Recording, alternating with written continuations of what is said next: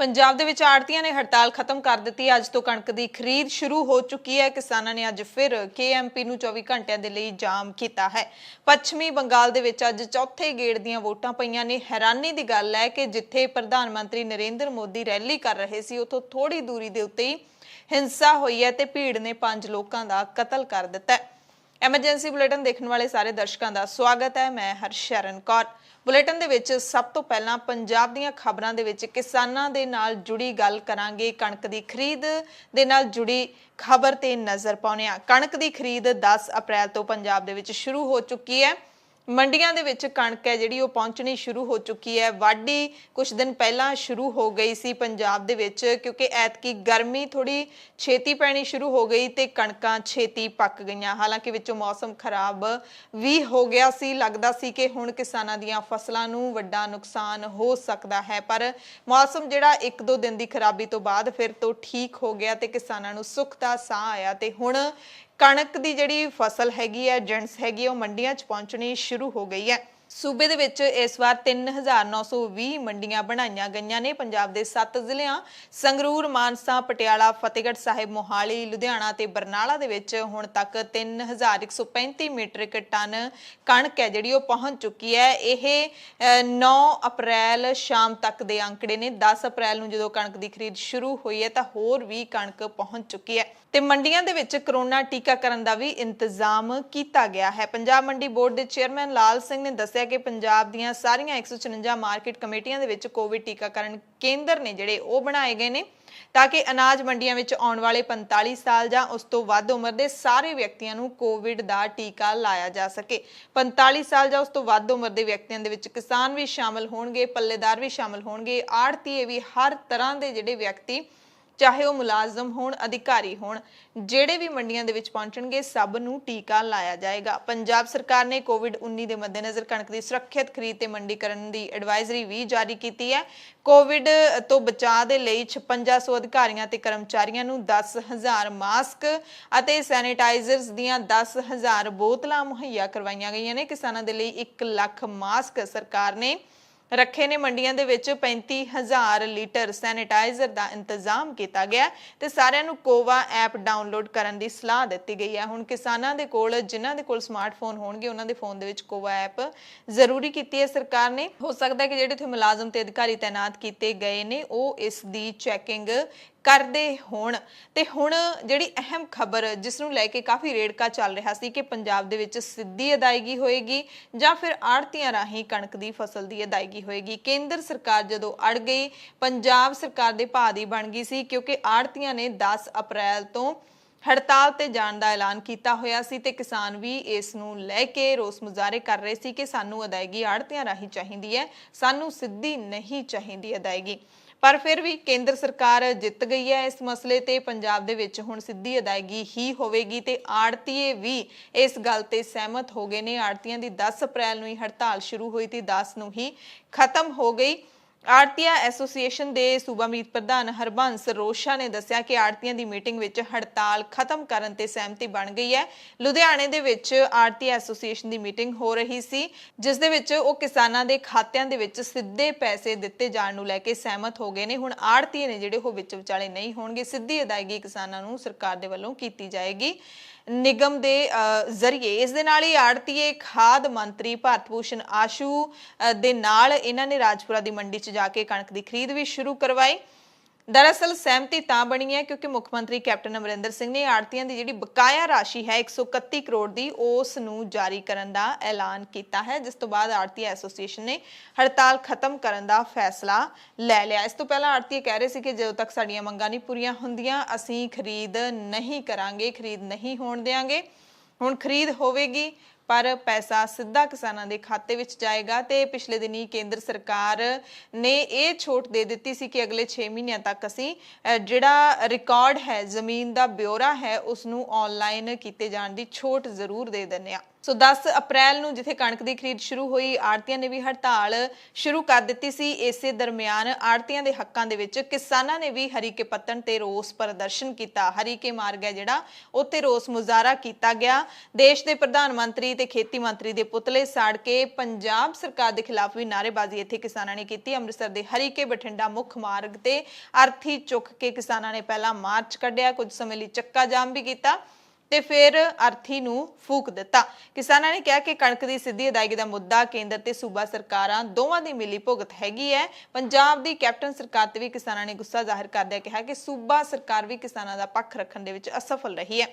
ਚੇਤਾਵਨੀ ਵੀ ਦਿੱਤੀ ਕਿਸਾਨਾਂ ਨੇ ਕਿ ਕਿਸਾਨ ਕਣਕ ਦਾ ਦਾਣਾ ਵਿਕਵਾ ਕੇ ਹੀ ਹਟਣਗੇ। ਇਹ ਵੀ ਕਿਹਾ ਕਿ ਕੇਂਦਰ ਸਰਕਾਰ ਆੜ੍ਹਤੀਆਂ ਨੂੰ ਨਿਸ਼ਾਨਾ ਬਣਾ ਕੇ ਖੇਤੀ ਕਾਨੂੰਨਾਂ ਖਿਲਾਫ ਚੱਲ ਰਹੇ ਅੰਦੋਲਨ ਨੂੰ ਮੱਠਾ ਕਰਨਾ ਚਾਹੁੰਦੀ ਹੈ ਤੇ ਇਸੇ ਮਸਲੇ ਤੇ 18 ਅਪ੍ਰੈਲ ਨੂੰ ਅੰਮ੍ਰਿਤਸਰ ਦੀ ਭਗਤਾਂ ਵਾਲਾ ਦਾਣਾ ਮੰਡੀ ਦੇ ਵਿੱਚ ਕਿਸਾਨਾਂ ਤੇ ਆੜ੍ਹਤੀਆਂ ਦੇ ਵੱਲੋਂ ਵੱਡੀ ਰੈਲੀ ਕਰਨ ਦਾ ਐਲਾਨ ਵੀ ਕੀਤਾ ਗਿਆ। ਹੁਣ ਗੱਲ ਕਿਸਾਨਾਂ ਦੇ KMP ਅਤੇ KJP ਜਾਮ ਦੀ। ਕਿਸਾਨਾਂ ਨੇ ਕੁੰਡਲੀ ਪਲਵਲ ਐਕਸਪ੍ਰੈਸ ਵੇ ਤੇ ਜਾਮ ਲਾ ਦਿੱਤਾ। KMP KJP ਦੋਵਾਂ ਦੇ ਜਿਹੜੇ 0 ਪੁਆਇੰਟ ਤੇ ਟੋਲ ਬਣਿਆ ਹੋਇਆ ਟੋਲ ਪਲਾਜ਼ਾ, ਉੱਥੇ ਕਿਸਾਨ ਡਟੇ। ਕਿਸਾਨਾਂ ਨੇ ਐਕਸਪ੍ਰੈਸ ਵੇ ਦੇ ਦੋਵਾਂ ਰਸਤਿਆਂ ਨੂੰ ਬੰਦ ਕਰ ਦਿੱਤਾ ਤੇ ਕਿਸੇ ਵੀ ਵਾਹਨ ਨੂੰ ਲੰਘਣ ਨਹੀਂ ਦਿੱਤਾ। ਇਹ ਜਿਹੜੇ ਚੱਕਾ ਜਾਮ ਹੈ 10 ਅਪ੍ਰੈਲ ਸਵੇਰੇ 8 ਵਜੇ ਤੋਂ ਸ਼ੁਰੂ ਹੋਇਆ, 11 ਅਪ੍ਰੈਲ ਸਵੇਰੇ 8 ਵਜੇ ਤੱਕ ਇਸ ਦਾ ਸੱਦਾ ਦਿੱਤਾ ਗਿਆ ਸੀ। ਪੂਰੇ 24 ਘੰਟੇ ਕਿਸਾਨ ਉੱਥੇ ਡਟੇ ਰਹਿਣਗੇ। ਕਿਸਾਨਾਂ ਨੇ ਸਵੇਰੇ 8 ਵਜੇ ਤੱਕ, ਐਤਵਾਰ ਸਵੇਰੇ 8 ਵਜੇ ਤੱਕ ਇਹ ਚੱਕਾ ਜਾਮ ਦਾ ਐਲਾਨ ਕੀਤਾ ਸੀ ਤੇ ਇਸੇ ਐਲਾਨ ਦੇ ਨਾਲ ਹਰਿਆਣਾ ਪੁਲਿਸ ਨੇ ਕੁੰਡਲੀ ਮੇਵਾਤ ਪਲਵਲ ਹਾਈਵੇ ਤੇ ਕਈ ਥਾਈਂ ਕਿਸਾਨਾਂ ਨੂੰ ਧਰਨੇ ਵਾਲੀ ਥਾਂ ਤੋਂ ਜ਼ਬਰਦਸਤੀ ਹਟਾ ਦਿੱਤਾ ਤੇ ਕਈ ਕਿਸਾਨ ਲੀਡਰਾਂ ਤੇ ਕਿਸਾਨਾਂ ਨੂੰ ਹਿਰਾਸਤ ਦੇ ਵਿੱਚ ਵੀ ਲਿਆ। ਕਿਸਾਨਾਂ ਦੇ ਵੱਲੋਂ ਸਿੰਘੂ, ਟਿਕਰੀ, ਗਾਜ਼ੀਪੁਰ, ਪਲਵਲ ਤੇ ਸ਼ਾਹਜਹਾਂਪੁਰ ਬਾਰਡਰ ਇਹ ਸਾਰੇ ਜਿਹੜੇ ਬੰਦ ਕੀਤੇ ਗਏ। ਜਿਹੜੇ KMP ਤੇ KJP ਇਹ ਦੋਵੇਂ ਬਣਦੇ ਨੇ ਹਾਈਵੇ, ਇਹਨਾਂ ਸਭ ਨੂੰ ਬੰਦ ਕਰ ਦਿੱਤਾ ਸੀ। ਕਿਸਾਨ ਸਵੇਰੇ 8 ਵਜੇ ਤੋਂ ਹੀ ਜੁੜਨੇ ਸ਼ੁਰੂ ਹੋ ਗਏ ਸੀ। ਇਸ ਮੌਕੇ ਲੱਖਾ ਸਿਧਾਣਾ ਜਿਹੜਾ ਕਿ 9 ਅਪ੍ਰੈਲ ਨੂੰ ਪੰਜਾਬ ਤੋਂ ਚੱਲਿਆ ਸੀ ਸੰਗਰੂਰ ਦੇ ਮਸਤੂਆਣਾ ਸਾਹਿਬ ਤੋਂ, ਉਹ ਵੀ 9 ਅਪ੍ਰੈਲ ਨੂੰ ਹੀ ਸਿੰਘੂ ਬਾਰਡਰ ਤੇ ਪਹੁੰਚ ਗਿਆ ਸੀ ਤੇ ਲੱਖਾ ਸਿਧਾਣਾ ਦੇ ਨਾਲ ਵੱਡੀ ਗਿਣਤੀ ਵਿੱਚ ਨੌਜਵਾਨ ਵੀ ਇਸ KMP ਜਾਮ ਦੇ ਵਿੱਚ ਸ਼ਾਮਿਲ ਹੋਏ। ਕਿਸਾਨਾਂ ਦੇ ਇਸ ਐਕਸ਼ਨ ਤੋਂ ਬਾਅਦ ਪੁਲਿਸ ਪ੍ਰਸ਼ਾਸਨ ਨੇ ਸੁਰੱਖਿਆ ਦੇ ਮੱਦੇਨਜ਼ਰ ਜਵਾਨਾਂ ਨੂੰ ਵੱਡੀ ਗਿਣਤੀ ਵਿੱਚ ਤਾਇਨਾਤ ਕੀਤਾ। ਚੱਕਾ ਜਾਮ ਦੌਰਾਨ ਐਮਰਜੈਂਸੀ ਸੇਵਾਵਾਂ ਨੂੰ ਜਾਰੀ ਰੱਖਿਆ ਗਿਆ, ਐਂਬੂਲੈਂਸ ਨੂੰ ਰਾਹ ਦਿੱਤਾ ਗਿਆ। ਇਹਦੇ ਵਿੱਚ ਕਿਸਾਨ ਲੀਡਰਾਂ ਨੇ ਕਿਹਾ ਸੀ ਕਿ ਜਿੰਨੇ ਵੀ ਕਿਸਾਨ ਨੌਜਵਾਨਾਂ ਦੀ ਡਿਊਟੀ ਹੋਏਗੀ ਉਹ ਸਾਰੀਆਂ ਐਮਰਜੈਂਸੀ ਸੇਵਾਵਾਂ ਨੂੰ ਰਾਹ ਦੇਣਗੇ। ਵਿਆਹ ਵਾਲੀਆਂ ਗੱਡੀਆਂ ਨੂੰ ਵੀ ਬਿਲਕੁਲ ਨਹੀਂ ਰੋਕਿਆ ਗਿਆ। ਦੁੱਧ ਤੇ ਸਬਜ਼ੀ ਸਮੇਤ ਹੋਰ ਜ਼ਰੂਰੀ ਵਸਤੂਆਂ ਵਾਲੇ ਵਾਹਨਾਂ ਨੂੰ ਵੀ ਆਵਾਜਾਈ ਚੋਂ ਛੋਟ ਦਿੱਤੀ ਗਈ। ਕੁੰਡਲੀ ਟੋਲ ਤੇ ਵੀ ਕਿਸਾਨਾਂ ਨੇ ਚੱਕਾ ਜਾਮ ਕੀਤਾ। ਕਿਸਾਨਾਂ ਨੇ ਟੋਲ ਤੇ ਟੈਂਟ ਲਾ ਕੇ ਪੁਖਤਾ ਪ੍ਰਬੰਧ ਕੀਤੇ। ਹਰਿਆਣਾ ਦੇ ਬਹਾਦਰਗੜ੍ਹ ਟੋਲ KMP ਤੇ ਵੀ ਕਿਸਾਨਾਂ ਨੇ ਚੱਕਾ ਜਾਮ ਕੀਤਾ। ਹੱਥਾਂ ਦੇ ਵਿੱਚ ਕਿਸਾਨੀ ਝੰਡੇ ਫੜ ਕੇ ਖੇਤੀ ਕਾਨੂੰਨ ਰੱਦ ਕਰਨ ਦੀ ਮੰਗ ਕੀਤੀ ਗਈ। ਇਸ ਦਰਮਿਆਨ ਇਹ ਵੀ ਖਬਰਾਂ ਮਿਲੀਆਂ ਕਿ ਹਰਿਆਣਾ ਦੇ ਮੇਵਾਤ ਜ਼ਿਲ੍ਹੇ ਦੀ ਤਹਿਸੀਲ ਨੂੰਹ ਦੇ ਪਿੰਡ ਰੇਵਾਸਨ ਦੇ ਵਿੱਚ KMP ਐਕਸਪ੍ਰੈਸਵੇ ਨੂੰ ਜਾਮ ਕਰ ਰਹੇ ਕਿਸਾਨਾਂ ਨੂੰ ਪੁਲਿਸ ਨੇ ਗ੍ਰਿਫਤਾਰ ਕੀਤਾ। ਵੱਡੀ ਗਿਣਤੀ ਵਿੱਚ ਇੱਥੇ ਪੁਲਿਸ ਤਾਇਨਾਤ ਕੀਤੀ ਗਈ। ਅਗਲੀ ਖਬਰ ਵੀ ਕਿਸਾਨਾਂ ਦੇ ਨਾਲ ਜੁੜੀ ਹੋਈ ਹੈ। ਦਰਅਸਲ ਕੇਂਦਰ ਸਰਕਾਰ ਨੇ ਹੁਣ ਯੂਰੀਆ ਫਰਮਾਂ ਨੂੰ DAP ਦੇ ਭਾਅ ਵਧਾਉਣ ਤੋਂ ਰੋਕ ਦਿੱਤਾ ਹੈ। ਕੇਂਦਰ ਸਰਕਾਰ ਦੇ ਵੱਲੋਂ ਜਾਰੀ ਨਵੀਆਂ ਹਦਾਇਤਾਂ ਦੇ ਵਿੱਚ ਕੰਪਨੀਆਂ ਨੂੰ ਯੂਰੀਆ ਵਾਲੇ ਰੇ ਪੁਰਾਣੇ ਭਾਅ ਤੇ ਵੇਚਣ ਦੀ ਹਦਾਇਤ ਦਿੱਤੀ ਹੈ ਤੇ ਬਿਨਾਂ ਯੂਰੀਆ ਵਾਲੇ ਫਰਟੀਲਾਈਜ਼ਰ ਜਿਵੇਂ di ammonium phosphate DAP, muriate of potash MOP ਤੇ NPK ਦੀਆਂ ਪਰਚੂਨ ਕੀਮਤਾਂ ਨੇ ਜਿਹੜੀਆਂ ਇਹਨਾਂ ਨੂੰ ਕੰਟਰੋਲ ਨਹੀਂ ਕੀਤਾ ਗਿਆ। ਇਹ ਕੰਟਰੋਲ ਮੁਕਤ ਨੇ ਤੇ ਉਤਪਾਦਕਾਂ ਦੇ ਵੱਲੋਂ ਹੀ ਇਹਨਾਂ ਦੇ ਭਾਅ ਮਿੱਥੇ ਜਾਂਦੇ ਨੇ, ਜਦਕਿ ਸਰਕਾਰ ਇਹਨਾਂ ਨੂੰ ਹਰ ਸਾਲ ਨਿਰਧਾਰਿਤ ਸਬਸਿਡੀ ਜ਼ਰੂਰ ਦਿੰਦੀ ਹੈ। ਰਸਾਇਣ ਤੇ ਫਰਟੀਲਾਈਜ਼ਰ ਬਾਰੇ ਰਾਜ ਮੰਤਰੀ ਮਨਸੁਖ ਮੰਡਾਵੀਆ ਨੇ ਦੱਸਿਆ ਕਿ ਭਾਰਤ ਸਰਕਾਰ ਨੇ ਇੱਕ ਉੱਚ ਪੱਧਰੀ ਮੀਟਿੰਗ ਸੱਦ ਕੇ ਫਰਟੀਲਾਈਜ਼ਰ ਕੰਪਨੀਆਂ ਨੂੰ DAP, MOP ਤੇ NPK ਦੇ ਭਾਅ ਨਾ ਵਧਾਉਣ ਦੀ ਹਦਾਇਤ ਕੀਤੀ ਹੈ ਤੇ ਕੰਪਨੀਆਂ ਨੇ ਇਸ ਤੇ ਸਹਿਮਤੀ ਵੀ ਦਿੱਤੀ ਹੈ। ਸੋ ਕਿਸਾਨ ਜ਼ਰੂਰ ਇਹ ਧਿਆਨ ਨਾਲ ਸੁਣ ਲੈਣ ਕਿ ਜਿਹੜੀਆਂ ਯੂਰੀਆ ਫਰਮਾਂ ਹੈਗੀਆਂ ਨੇ ਉਹਨਾਂ ਦੇ ਜਿਹੜੇ ਫਰਟੀਲਾਈਜ਼ਰ ਤੁਸੀਂ ਖਰੀਦਣੇ ਨੇ ਉਹ ਪੁਰਾਣੇ ਭਾਅ ਦੇ ਉੱਤੇ ਹੀ ਤੁਹਾਨੂੰ ਵੇਚੇ ਜਾਣਗੇ। ਜੇ ਕੋਈ ਤੁਹਾਨੂੰ ਨਵੇਂ ਭਾਅ ਤੇ ਵੇਚਦਾ ਹੈ, ਪਿਛਲੇ ਦਿਨੀ ਭਾਅ ਵਧਾਏ ਗਏ ਸੀ, ਤਾਂ ਉੱਥੇ ਤੁਸੀਂ ਕਿੰਤੂ ਪ੍ਰੰਤੂ ਕਰ ਸਕਦੇ ਹੋ, ਤੁਸੀਂ ਆਪਣਾ ਹੱਕ ਹੈ ਜਿਹੜਾ ਮੰਗ ਸਕਦੇ ਹੈਗੇ ਹੋ। ਜਿਹੜੇ ਹੈਗੇ ਨੇ ਬਿਨਾਂ ਯੂਰੀਆ ਵਾਲੇ ਫਰਟੀਲਾਈਜ਼ਰ ਉਹਨਾਂ ਦੀ ਕੀਮਤ ਹੈ ਜਿਹੜੀ ਉਹ ਉਤਪਾਦਕ ਹੀ ਤੈਅ ਕਰਦੇ ਨੇ, ਉਹ ਜਿੰਨੀ ਹੋਏਗੀ ਉਨੀ ਦੇਣੀ ਪਏਗੀ।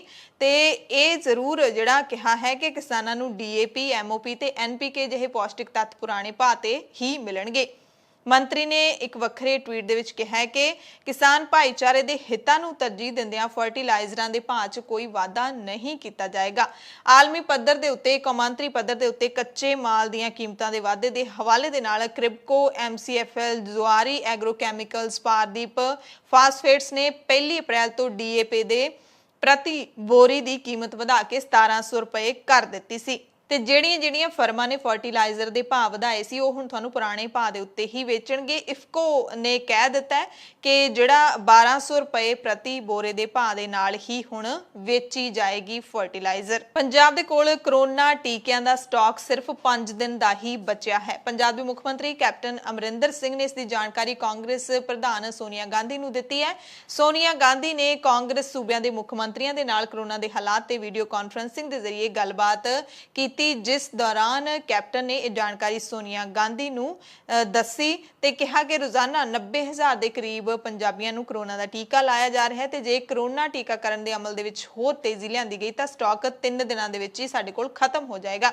ਜਦਕਿ ਪ੍ਰਧਾਨ ਮੰਤਰੀ ਤੇ ਕੇਂਦਰੀ ਸਿਹਤ ਮੰਤਰੀ ਨੂੰ ਵੀ ਕਰੋਨਾ ਟੀਕਿਆਂ ਦੀ ਸਪਲਾਈ ਵਧਾਉਣ ਤੇ ਹੋਰ ਖੇਪ ਛੇਤੀ ਭੇਜਣ ਦੀ ਵੀ ਕੈਪਟਨ ਨੇ ਮੰਗ ਕੀਤੀ ਹੈ। ਮਹਾਰਾਸ਼ਟਰ, ਪੰਜਾਬ ਤੇ ਛੱਤੀਸਗੜ੍ਹ ਦੇ ਮੁੱਖ ਮੰਤਰੀਆਂ ਨੇ ਕਾਂਗਰਸ ਪ੍ਰਧਾਨ ਨੂੰ ਕਰੋਨਾ ਲਈ ਵਰਤੀਆਂ ਜਾਂਦੀਆਂ ਸਾਵਧਾਨੀਆਂ ਬਾਰੇ ਵੀ ਜਾਣੂ ਕਰਵਾਇਆ। ਇਸ ਮੌਕੇ ਪੰਜਾਬ ਦੇ ਮੁੱਖ ਮੰਤਰੀ ਕੈਪਟਨ ਅਮਰਿੰਦਰ ਸਿੰਘ ਨੇ ਕਰੋਨਾ ਵੈਕਸੀਨੇਸ਼ਨ ਦੀ ਹੌਲੀ ਰਫ਼ਤਾਰ ਲਈ ਕਿਸਾਨੀ ਅੰਦੋਲਨ ਨੂੰ ਕਾਰਨ ਦੱਸਿਆ ਹੈ। ਕੈਪਟਨ ਨੇ ਕਿਸਾਨੀ ਅੰਦੋਲਨ ਤੇ ਨਿਸ਼ਾਨਾ ਕਸਦਿਆਂ ਕਿਹਾ ਕਿ ਲੋਕਾਂ ਵਿੱਚ ਕਿਸਾਨੀ ਮਸਲੇ ਨੂੰ ਲੈ ਕੇ ਕੇਂਦਰ ਸਰਕਾਰ ਪ੍ਰਤੀ ਰੋਸ ਹੈ। ਇਸੇ ਰੋਸ ਦੇ ਚੱਲਦਿਆਂ ਲੋਕ ਕਰੋਨਾ ਦਾ ਟੀਕਾ ਨਹੀਂ ਲਵਾ ਰਹੇ। ਲੋਕਾਂ ਨੂੰ ਜਾਗਰੂਕ ਕਰਨ ਲਈ ਸਰਕਾਰ ਮੁਹਿੰਮ ਵੀ ਚਲਾ ਰਹੀ ਹੈ, ਪਰ ਹਾਲੇ ਵੀ ਉਸ ਗਤੀ ਦੇ ਨਾਲ ਲੋਕ ਟੀਕਾ ਨਹੀਂ ਲਗਵਾ ਰਹੇ ਜਿਸ ਨਾਲ ਲਗਵਾਉਣਾ ਚਾਹੀਦਾ ਹੈ। ਇਸ ਮੀਟਿੰਗ ਤੋਂ ਬਾਅਦ ਕਾਂਗਰਸ ਪ੍ਰਧਾਨ ਸੋਨੀਆ ਗਾਂਧੀ ਨੇ ਦੇਸ਼ ਭਰ ਵਿੱਚ ਕਰੋਨਾ ਟੀਕਿਆਂ ਦੀ ਘਾਟ ਦੇ ਲਈ ਕੇਂਦਰ ਸਰਕਾਰ ਨੂੰ ਜ਼ਿੰਮੇਵਾਰ ਦੱਸਿਆ। ਮਹਾਰਾਸ਼ਟਰ, ਪੰਜਾਬ ਤੇ ਛੱਤੀਸਗੜ੍ਹ ਦੇ ਕਾਂਗਰਸੀ ਮੁੱਖ ਮੰਤਰੀਆਂ ਦੇ ਨਾਲ ਜਿਹੜੀ ਮੀਟਿੰਗ ਕੀਤੀ ਹੈ ਉਸ ਦਰਮਿਆਨ ਗਾਂਧੀ ਨੇ ਕਿਹਾ ਕਿ ਕੇਂਦਰ ਕਰੋਨਾ ਟੀਕਿਆਂ ਦੀ ਇੱਕ ਪਾਸੇ ਤਾਂ ਬਰਾਮਦ ਕਰ ਰਿਹਾ ਪਰ ਦੂਸਰੇ ਪਾਸੇ ਸਾਡੇ ਆਪਣੇ ਮੁਲਕ ਦੇ ਕਈ ਸੂਬੇ ਕਰੋਨਾ ਟੀਕੇ ਦੀ ਕਿੱਲਤ ਦੇ ਨਾਲ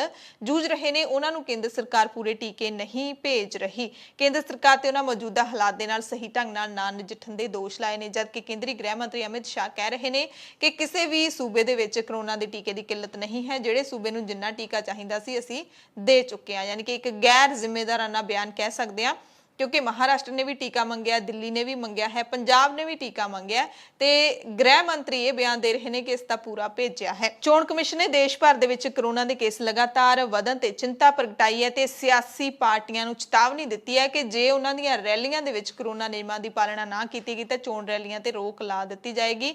ਇਹ ਜਿਹੜੇ ਸੂਬਿਆਂ ਦੇ ਵਿੱਚ ਵੋਟਾਂ ਪੈ ਰਹੀਆਂ ਨੇ ਉਹਨਾਂ ਸੂਬਿਆਂ ਦੇ ਲਈ ਚੇਤਾਵਨੀ ਜਾਰੀ ਕੀਤੀ ਹੈ। ਚੋਣ ਕਮਿਸ਼ਨ ਨੇ ਕਿਹਾ ਕਿ ਚੋਣ ਰੈਲੀਆਂ ਵਿੱਚ ਸਿਆਸੀ ਲੀਡਰ ਨਾ ਤਾਂ ਮਾਸਕ ਪਾ ਰਹੇ ਨੇ, ਨਾ ਹੀ ਵਰਕਰ ਸਮਾਜਿਕ ਨਿਯਮਾਂ ਦੀ ਪਾਲਣਾ ਕਰ ਰਹੇ ਨੇ। ਪੰਜਾਬ ਦੇ ਵਿੱਚ ਕੈਪਟਨ ਅਮਰਿੰਦਰ ਸਿੰਘ ਨੇ ਜਿਹੜਾ ਸਿਆਸੀ ਇਕੱਠਾਂ ਦੇ ਉੱਤੇ ਰੋਕ ਲਾਈ ਹੋਈ ਹੈ 30 ਅਪ੍ਰੈਲ ਤੱਕ, ਇਸ ਦੇ ਕਾਰਨ ਬੀਜੇਪੀ ਨੇ ਵੀ ਆਪਣੇ ਸਾਰੇ ਸਮਾਗਮ 30 ਅਪ੍ਰੈਲ ਤੱਕ ਮੁਲਤਵੀ ਕਰ ਦਿੱਤੇ ਨੇ।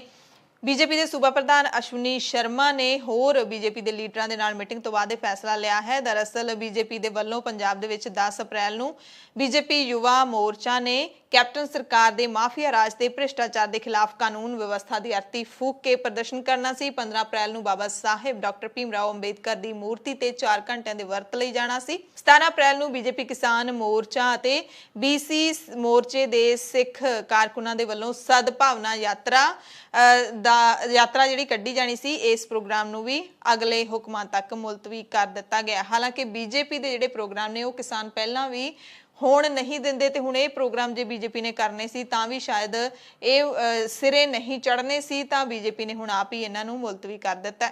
ਕਰੋਨਾ ਨਾਲ ਜੁੜੀ ਖਬਰ ਇੱਕ ਦੁਨੀਆ ਭਰ ਤੋਂ ਆ ਰਹੀ ਹੈ। ਯੂਨੀਸੈਫ ਦੇ ਅੰਕੜੇ ਕਹਿੰਦੇ ਨੇ ਕਿ ਕਰੋਨਾ ਰੋਕੂ ਟੀਕਿਆਂ ਦੀ ਘਾਟ ਕਾਰਨ 60 ਦੇਸ਼ਾਂ ਦੇ ਵਿੱਚ ਕਰੋਨਾ ਟੀਕਾਕਰਨ ਕੁਝ ਦੇਰ ਦੇ ਲਈ ਰੁਕ ਸਕਦਾ ਹੈ। ਇਹਨਾਂ 60 ਮੁਲਕਾਂ ਦੇ ਵਿੱਚ ਦੁਨੀਆ ਭਰ ਦੇ ਕੁਝ ਗਰੀਬ ਮੁਲਕ ਵੀ ਸ਼ਾਮਲ ਨੇ। ਇਹ ਵੀ ਪਤਾ ਲੱਗਿਆ ਕਿ ਪਿਛਲੇ 2 ਹਫ਼ਤਿਆਂ ਦੌਰਾਨ 92 ਵਿਕਾਸਸ਼ੀਲ ਦੇਸ਼ਾਂ ਦੇ ਵਿੱਚ 20 ਲੱਖ ਤੋਂ ਘੱਟ ਕਰੋਨਾ ਟੀਕਿਆਂ ਦੀ ਸਪਲਾਈ ਕੀਤੀ ਗਈ, ਜਦਕਿ ਇਕੱਲੇ ਬਰਤਾਨੀਆ ਨੂੰ 20 ਲੱਖ ਟੀਕੇ ਦੇ ਦਿੱਤੇ ਗਏ, ਜਦਕਿ ਇੰਨੇ ਟੀਕੇ 92 ਦੇਸ਼ਾਂ ਨੂੰ ਹੀ ਦਿੱਤੇ ਗਏ ਨੇ। ਇੱਕ ਪਾਸੇ 92 ਮੁਲਕ, ਇੱਕ ਪਾਸੇ ਇੱਕ ਮੁਲਕ। ਵਰਲਡ ਹੈਲਥ ਆਰਗੇਨਾਈਜੇਸ਼ਨ ਦੇ ਪ੍ਰਬੰਧਕੀ ਨਿਰਦੇਸ਼ਕ ਨੇ ਕਰੋਨਾ ਟੀਕਿਆਂ ਦੀ ਵੰਡ ਤੇ ਸਵਾਲ ਚੁੱਕਦਿਆਂ ਕਿਹਾ ਕਿ ਅਮੀਰ ਮੁਲਕਾਂ ਵਿੱਚੋਂ 4 ਲੋਕਾਂ ਵਿੱਚੋਂ 1 ਨੂੰ ਕਰੋਨਾ ਟੀਕਾ ਲਾਇਆ ਜਾ ਰਿਹਾ ਹੈ, ਜਦਕਿ ਗਰੀਬ ਮੁਲਕਾਂ ਦੇ ਵਿੱਚ 500 ਲੋਕਾਂ ਦੇ ਵਿੱਚੋਂ ਸਿਰਫ 1 ਨੂੰ ਹੀ ਕਰੋਨਾ ਦਾ ਟੀਕਾ ਲੱਗ ਰਿਹਾ ਹੈ ਤੇ ਇਹ ਭੇਦਭਾਵ ਨਹੀਂ ਹੋਣਾ ਚਾਹੀਦਾ। तमिलनाडु तो खबर है जिथे मदुराई दे विच 1521 लोकां नूं मास्क ना पाउण ते जुर्माना लाया गया ते पिछले 2 दिनां दे विच करीब 3 लाख रुपए जुर्माना इन्हां तो वसूलिया गया। इसकी जानकारी मदुराई दे पुलिस कमिश्नर ने दित्ती है। इस दरमियान देश के खेतीबाड़ी मंत्री नरेंद्र तोमर दा मुड़ तो किसानां दे लई बयान आया। नरेंद्र तोमर कह रहे हैं कि असीं किसानां दे नाल हमेशा गलबात करन दे लई तैयार हां, पर सद्दा कोई नहीं दित्ता जा रहा। कोरोना ਨੂੰ ਲੈ ਕੇ ਉਹਨਾਂ ਨੇ ਇਸ ਵਾਰੀ ਖਾਸ ਕਰਕੇ ਬਿਆਨ ਦਿੱਤਾ ਹੈ। ਕਹਿੰਦੇ ਮੈਂ ਪਹਿਲਾਂ ਵੀ ਕਈ ਵਾਰੀ ਜਦੋਂ ਬੈਠਕਾਂ ਹੋਈਆਂ ਨੇ ਉਦੋਂ ਮੈਂ ਕਿਹਾ ਕਿ ਕਿਸਾਨਾਂ ਦੇ ਜਿਹੜੇ ਬੱਚੇ ਨੇ, ਬਜ਼ੁਰਗ ਨੇ, ਉਹ ਸਾਰੇ ਵਾਪਸ ਚਲੇ ਜਾਣ ਕਿਉਂਕਿ ਕੋਰੋਨਾ ਕਰਕੇ ਉਹਨਾਂ ਦੀ ਸਿਹਤ ਨੂੰ ਖਤਰਾ ਹੈ ਤੇ ਹੁਣ ਕੋਰੋਨਾ ਦੀ ਦੂਸਰੀ ਵੇਵ ਹੈ ਜਿਹੜੀ ਉਸਨੇ ਆਪਣਾ ਆਤੰਕ ਮਚਾਇਆ ਹੋਇਆ ਤੇ ਮੈਂ ਕਿਸਾਨਾਂ ਨੂੰ ਕਹਿੰਦਾ ਕਿ ਉਹ ਆਪਣੇ ਧਰਨੇ ਨੇ ਜਿਹੜੇ ਉਹ ਮੁਲਤਵੀ ਕਰ ਦੇਣ, ਵਾਪਸ ਘਰਾਂ ਨੂੰ ਜਾਣ ਤੇ ਸਰਕਾਰ ਉਹਨਾਂ ਦੇ ਨਾਲ ਗੱਲਬਾਤ ਕਰਨ ਦੇ ਲਈ ਤਿਆਰ ਹੈ। ਅੱਜ ਤੋਂ 6 ਸਾਲ ਪਹਿਲਾਂ ਅਕਤੂਬਰ 2015 ਦੇ ਵਿੱਚ ਬਰਗਾੜੀ ਪਿੰਡ ਵਿੱਚ ਹੋਈ ਬੇਅਦਬੀ ਤੋਂ ਬਾਅਦ ਬਹਿਬਲ ਕਲਾਂ ਅਤੇ ਕੋਟਕਪੂਰਾ ਦੇ ਵਿੱਚ ਪੁਲਸੀਆ ਫਾਇਰਿੰਗ ਹੋਈ ਸੀ। ਸਿੱਖ ਨੌਜਵਾਨਾਂ ਦਾ ਕਤਲ ਹੋਇਆ ਸੀ। ਸਿੱਖ ਭਾਈਚਾਰਾ ਇਨਸਾਫ ਨਾ ਮਿਲਣ ਕਾਰਨ ਨਿਰਾਸ਼ ਹੈ। ਆਈਜੀ ਕੁੰਵਰ ਵਿਜੇ ਪ੍ਰਤਾਪ ਸਿੰਘ ਤੋਂ ਸਿੱਖਾਂ ਨੂੰ ਇਨਸਾਫ ਦੀ ਆਸ ਜਾਗੀ ਸੀ, ਪਰ ਉੱਚ ਅਦਾਲਤ ਨੇ ਉਸ ਜਾਂਚ ਨੂੰ ਰੱਦ ਕਰਕੇ ਸਿੱਖ ਭਾਈਚਾਰੇ ਦੀਆਂ ਆਸਾਂ ਮਿੱਟੀ ਵਿੱਚ ਰੋਲ ਦਿੱਤੀਆਂ ਨੇ। दरअसल कोटकपूरा गोलीकांड मामले दे विच सिट दी जांच नूं पंजाब ते हरियाणा हाई कोर्ट ने खारिज कर दिता है। हाई कोर्ट ने पंजाब सरकार नूं आईजी कुंवर विजय प्रताप सिंह तो बिना नवीं सिट बनाउण दे हुक्म दिते ने, यानी कि हाई कोर्ट नूं कुंवर विजय प्रताप सिंह दी मौजूदगी ते इतराज़ है। इतराज़ लगे ने कुंवर विजय प्रताप सिंह ते कि उन्हां ने निरपक्ष पड़ताल नहीं की। हाई कोर्ट ने मामले दे विच मुलजम थाणा सिटी कोटकपूरा दे साबका SHO गुरदीप सिंह पंधेर दी पटीशन ते सुनवाई करदिआं कहा कि जांच टीम दे मुख मैंबर आईजी कुंवर विजय प्रताप सिंह वालों इस मामले विच कीती गई पड़ताल पक्षपाती जापती है। यानी कि पंजाब हरियाणा हाई कोर्ट ने एक मुलजम पुलिस वाले दी गल है जिहड़ी उस नूं सही मनदिआं होइआं उस दी पटीशन सिर्फ जिहड़ी है स्वीकार होई है ते पटीशन स्वीकार होण दे नाल ही सारी दी सारी पड़ताल है जिहड़ी ओह रद्द कर दित्ती गई है। हाई कोर्ट ने स्पष्ट किया है कि जेकर अजिही कमेटी नहीं बनाई जाती ਤਾਂ ਕੋਟਕਪੂਰਾ ਗੋਲੀकांड ਦੀ ਜਾਂਚ ਹਰਿਆਣਾ ਸਰਕਾਰ ਨੂੰ ਸੌਂਪੀ ਜਾ ਸਕਦੀ ਹੈ ਜਾਂ ਫਿਰ ਇਹ ਜਾਂਚ CBI ਦੇ ਹਵਾਲੇ ਕਰ ਦਿੱਤੀ ਜਾਏਗੀ। ਪੰਜਾਬ ਹਰਿਆਣਾ ਹਾਈ ਕੋਰਟ ਦੇ ਵੱਲੋਂ ਜਿਹੜਾ ਇਹ ਹੁਕਮ ਦਿੱਤਾ ਗਿਆ ਹੈ ਇਸ ਦੇ ਕਈ ਮਾਇਨੇ ਨਿਕਲਦੇ ਨੇ ਕਿਉਂਕਿ ਪੰਜਾਬ ਸਰਕਾਰ ਨੂੰ ਹਾਈ ਕੋਰਟ ਨੇ 3 ਬਦਲ ਦਿੱਤੇ ਨੇ ਸਿੱਧੇ ਕਿ ਜਾਂ ਤਾਂ ਨਵੀਂ ਸਿੱਟ ਬਣਾਓ ਜਿਸ ਦੇ ਵਿੱਚ ਆਈਜੀ ਕੁੰਵਰ ਵਿਜੇ ਪ੍ਰਤਾਪ ਸਿੰਘ ਨਾ ਹੋਣ ਜਾਂ ਫਿਰ ਅਸੀਂ ਹਰਿਆਣਾ ਸਰਕਾਰ ਨੂੰ ਇਹ ਮਾਮਲਾ ਜਿਹੜਾ ਸੌਂਪ ਦੇਾਂਗੇ ਜਾਂ ਫਿਰ ਜਿਹੜਾ ਹੈਗਾ ਇਹ ਜਾਂਚ ਹੈ CBI ਦੇ हवाले कर दिती जाऊगी। पहला जिहड़ा बदल है कि नवीं सिट बनाओ पर कुंवर प्रताप सिंह उहदे च नहीं होने चाहिए। ਇਹ ਬਹੁਤ ਆਪਣੇ ਆਪ ਦੇ ਵਿੱਚ ਇੱਕ ਵੱਡੀ ਜਿਹੜੀ ਆਪਾਂ ਕਹਿ ਸਕਦੇ ਹਾਂ ਕਿ ਵੱਡਾ ਧੱਕਾ ਹੈਗਾ ਇਸ ਪੂਰੀ ਜਾਂਚ ਨੂੰ। ਕੁੰਵਰ ਵਿਜੇ ਪ੍ਰਤਾਪ ਸਿੰਘ ਨੇ ਜਦੋਂ ਤੋਂ 2018 ਦੇ ਵਿੱਚ ਜਾਂਚ ਆਪਣੇ ਹੱਥਾਂ ਦੇ ਵਿੱਚ ਲਈ ਹੈ ਉਦੋਂ ਤੋਂ ਇਸ ਜਾਂਚ ਦੇ ਵਿੱਚ ਕਾਫੀ ਕੁਝ ਸਾਹਮਣੇ ਆਇਆ ਹੈ। ਕਾਫੀ ਪੁਲਿਸ ਵਾਲੇ ਲਪੇਟ ਦੇ ਵਿੱਚ ਆਏ ਨੇ। ਇੱਥੋਂ ਤੱਕ ਕਿ ਪੰਜਾਬ ਦੇ ਸਾਬਕਾ ਮੁੱਖ ਮੰਤਰੀ ਪ੍ਰਕਾਸ਼ ਸਿੰਘ ਬਾਦਲ, ਸੁਖਬੀਰ ਸਿੰਘ ਬਾਦਲ ਸਣੇ ਕਈ ਵੱਡੀਆਂ ਹਸਤੀਆਂ ਇਸ ਲਪੇਟੇ ਦੇ ਵਿੱਚ ਆਈਆਂ ਨੇ ਤੇ ਕੀ ਉਹ ਸਾਰਾ ਕੁਝ ਗਲਤ ਸੀ? ਕੀ ਉਹ ਸਾਰਾ ਕੁਝ ਨਿਰਪੱਖ ਤਰੀਕੇ ਦੇ ਨਾਲ ਨਹੀਂ ਕੀਤਾ ਜਾ ਰਿਹਾ ਸੀ? ਇਹ ਸਵਾਲ ਉੱਠਦੇ ਨੇ। दूसरा मामला हरियाणा पुलिस नूं सौंपे जाण दा। पंजाब दा मसला है। पंजाब दी धरती उत्ते बेअदबी हुई है, उस तो बाद गोली कांड वापरिया है। पंजाब पुलिस ते दोष लगे ने। उस वक्त दे तत्काली पंजाब दे DGP सुमेध सैनी नूं भी अकालियां दी सरकार नूं मुअत्तल करना पिया सी मजबूरी दे विच। हरियाणा सरकार हरियाणा पुलिस नूं जे इस जांच दे लई लाउंदी है तां इस बेअदबी दे लई मुलजम है जिहड़ा ਉਹ ਮੰਨਿਆ ਹੀ ਜਾ ਰਿਹਾ ਹੈ ਸਿਰਸੇ ਵਾਲੇ ਸਾਧ ਨੂੰ ਜਿਹੜਾ ਕਿ ਅੱਜ ਕੱਲ ਜੇਲ੍ਹ ਦੇ ਵਿੱਚ ਹੈ ਬਲਾਤਕਾਰ ਅਤੇ ਕਤਲ ਦੇ ਦੋਸ਼ਾਂ ਦੇ ਵਿੱਚ। ਸੋ ਹਰਿਆਣਾ ਪੁਲਿਸ ਜੇ ਇਸ ਮਸਲੇ ਦੀ ਜਾਂਚ ਕਰੇਗੀ ਤਾਂ ਉਹ ਕਿੰਨੀ ਕੁ ਨਿਰਪੱਖ ਹੋਏਗੀ ਤੇ ਕਿੰਨੀ ਕੁ ਸਹੀ ਹੋਏਗੀ ਇਸ ਬਾਰੇ ਤੁਸੀਂ ਸੋਚ ਸਕਦੇ ਹੋ। ਤੀਸਰੀ ਜਿਹੜੀ ਗੱਲ ਹੈ ਕਿ CBI ਦੇ ਹਵਾਲੇ ਕਰ ਦਿੱਤੀ ਜਾਊਗੀ। CBI ਤੇ ਤਾਂ ਪਹਿਲਾਂ ਹੀ ਸ਼ੱਕੀ ਜਿਹੜੇ ਸਵਾਲ ਨੇ ਉੱਠ ਰਹੇ ਨੇ। CBI ਦੇ ਕੋਲੇ ਜਾਂਚ ਬਹੁਤ ਸਮਾਂ ਰਹੀ ਪਰ ਪੰਜਾਬ ਸਰਕਾਰ ਨੇ ਖੁਦ ਕਹਿ ਕੇ CBI ਕੋਲੋਂ ਇਹ ਜਾਂਚ ਵਾਪਸ ਲਈ ਅਤੇ ਇਹ ਜਾਂਚ ਹੈ ਜਿਹੜੀ ਪੰਜਾਬ ਪੁਲਿਸ ਦੀ ਸਿੱਟ ਦੇ ਹਵਾਲੇ ਹੈ ਜਿਹੜੀ ਉਹ ਕੀਤੀ ਗਈ ਹੈ। ਹੁਣ CBI ਨੂੰ ਦੁਬਾਰਾ ਹਾਈ ਕੋਰਟ ਇਹ ਜਾਂਚ ਦੇਣ ਦੇ ਲਈ ਕਿਉਂ ਕਹਿ ਰਹੀ ਹੈ? ਨਿਆਂ ਪ੍ਰਣਾਲੀ ਦੇ ਉੱਤੇ ਸ਼ੱਕੀ ਸਵਾਲ ਖੜੇ ਹੁੰਦੇ ਨੇ। ਹਾਲਾਂਕਿ ਪੰਜਾਬ ਸਰਕਾਰ ਨੇ ਉਸ ਬਦਲ ਤੇ ਸਹਿਮਤੀ ਪ੍ਰਗਟਾਈ ਹੈ ਜਿਸ ਦੇ ਵਿੱਚ ਹਾਈ ਕੋਰਟ ਨੇ ਨਵੀਂ ਐਸਆਈਟੀ ਬਣਾਉਣ ਦਾ ਐਲਾਨ ਕੀਤਾ ਹੈ। ਯਾਨੀ ਕਿ ਨਾ ਪੰਜਾਬ ਸਰਕਾਰ ਹਰਿਆਣੇ ਨੇ ਇਹ ਜਾਂਚ ਦੇਵੇਗੀ, ਨਾ ਹੀ ਸੀਬੀਆਈ ਨੂੰ।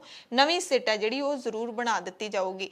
ਪੰਜਾਬ ਸਰਕਾਰ ਨੇ ਅਜਿਹਾ ਕੋਈ ਐਲਾਨ ਨਹੀਂ ਕੀਤਾ ਕਿ ਇਸ ਮਸਲੇ ਤੇ ਹੁਣ ਉਹ ਹਾਈ ਕੋਰਟ ਦੇ ਹੁਕਮ ਨੂੰ ਸੁਪਰੀਮ ਕੋਰਟ ਦੇ ਵਿੱਚ ਚੈਲੰਜ ਕਰਨਗੇ। ਅਜਿਹਾ ਕੋਈ ਵੀ ਫੈਸਲਾ ਹਾਲੇ ਨਹੀਂ ਲਿਆ ਗਿਆ। ਹਾਈ ਕੋਰਟ ਨੇ ਟਿੱਪਣੀ ਕੀ ਦਿੱਤੀ ਹੈ, ਕਹਿੰਦੇ ਜਾਂਚ ਟੀਮ ਦੇ ਮੁੱਖ ਮੈਂਬਰ ਆਈਜੀ ਕੁੰਵਰ ਵਿਜੇ ਪ੍ਰਤਾਪ ਸਿੰਘ ਵੱਲੋਂ ਇਸ ਮਾਮਲੇ ਵਿੱਚ ਕੀਤੀ ਗਈ ਪੜਤਾਲ ਪੱਖਪਾਤੀ ਜਾਪਦੀ ਹੈ। ਜਾਂਚ ਰਿਪੋਰਟ ਕਾਨੂੰਨੀ ਤੌਰ ਤੇ ਵੈਧ ਹੀ ਨਹੀਂ ਹੈ ਕਿਉਂਕਿ 23 ਮਈ ਨੂੰ ਫਾਈਨਲ ਰਿਪੋਰਟ ਤੇ ਦਸਤਖਤ ਕਰਨ ਵੇਲੇ ਕੁੰਵਰ ਵਿਜੇ ਪ੍ਰਤਾਪ ਐਸਆਈਟੀ ਦੇ ਮੈਂਬਰ ਨਹੀਂ ਸਨ।